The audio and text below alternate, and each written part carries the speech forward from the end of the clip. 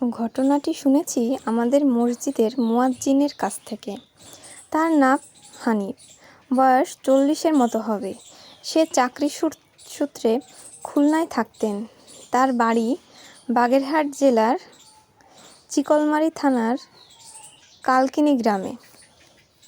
প্রতি বৃহস্পতিবার আসরের নামাজ শেষে গ্রামের বাড়িতে যান এবং শনিবার জোহরের নামাজ আমাদের মসজিদে পড়েন। মূল ঘটনাটি বলি। তার ভাষায় দিনটা ছিল বৃহস্পতিবার। আমি খুলনা থেকে রওনা দিলাম বিকেল 6টায়। আমাদের সদর থানায় পৌঁছতে রাত 9টা বেজে যায়। সদর থেকে আমার বাড়ি আরও 20 কিলোমিটার পথ। কোনো গাড়ি না পেয়ে একটা মোটরসাইকেলকে ভাড়া করি। মোটরসাইকেলে করে বাজার পর্যন্ত আসি। এর পরের রাস্তা ভাঙা ও কাদা থাকায় গাড়ি আর যেতে পারবে না বলে তাকে ছেড়ে বাজারে যখন পৌঁছায় তখন রাত 9:50।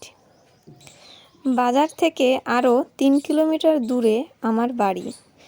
বাজারের কোনো দোকান খোলা নেই। আকাশ একটু মেঘলা থাকায় বেশ অন্ধকার লাগছে। আমার কাছে একটা 2 ব্যাটারির টর্চ। আমি হাঁটতে লাগলাম। যে রাস্তা দিয়ে আমি হাঁটছি তা 6 মাটির রাস্তা।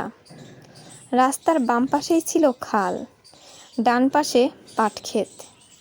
কিছু দূর হাঁটার পরে একটা পূজা মণ্ডপ। মণ্ডপটার গেটের ওপর একটা মহাদেবের মূর্তি 25 ফুট উঁচু হবে ও তার পাশে শ্মশান। মহাদেবের মূর্তিটার গায়ে শ্যাওলা পড়ায় ওইটাকে ভয়ঙ্কর দেখাচ্ছিল। শ্মশানটার দিকে যখন তাকালাম মনে হয় কেউ যেন একটা ওখান থেকে দৌড়ে আসবে আমাকে ধরতে। কিছুই দেখি না, কিন্তু মনে হচ্ছে কেউ বুঝি আমাকে দেখছে, আমাকে অনুসরণ করছে। আমার পেছনে বুঝি কেউ আছে। দোয়া পড়তে থাকি মনে মনে। প্রথমে কিছু মনে থাকলেও পরেরগুলো ভুল হতে থাকে। কিছু দূর যাওয়ার পর পাশের খালে একটা নৌকা দেখে একটু সাহস পাই। নৌকায় লাইট মারি, কিন্তু কোনো সাড়া শব্দ নাই। আমি জিজ্ঞাসা করি, কেউ কি আছো? তবুও কোনো সাড়া না পেয়ে আমি নৌকার কাছে যাই। নৌকার পাটাতনের ভিতরে লাইট মারি। ভিতরে যাকে দেখলাম তাকে আমি চিনি। নাম গফুর। গফুরকে বললাম, কি রে, তুই এত রাতে এখানে কি করিস? গফুর বলল, আমি না থাকলে আপনারে এত করাতো কে? এত রাতে? কথাটা শুনে আমি ঘড়িতে তখন সময় 1:55। আমি যেন আকাশ থেকে পড়লাম। এত সময় তো হতে পারে না। আমি কি 3 ঘন্টা ধরে হাঁটছি? মোটের পরে 3 থেকে 40 মিনিটের রাস্তা। আমি গফুরকে কিছু বুঝতে দিলাম না। গফুরকে বললাম, গফুর, আমার একটু পার করে দে।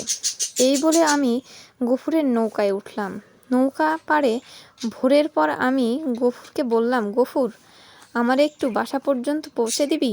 গফুর একটু ভেবে বলল, ভয় পাইছেন, চলেন। আমরা দুজন একসাথে হাঁটছি।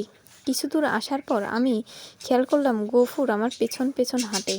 সামনে একটা কবরস্থান এবং কবরস্থান থেকে ধোঁয়া বের হচ্ছে।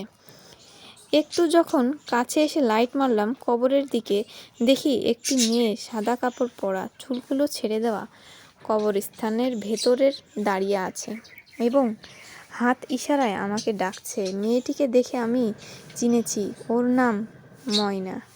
আমি গফুরকে বলি, ও ময়না না? হঠাৎ বুকের ভেতরটা কেমন যেন করে উঠল, শরীর কেঁপে গেল। আমার পাশে গফুর নেই।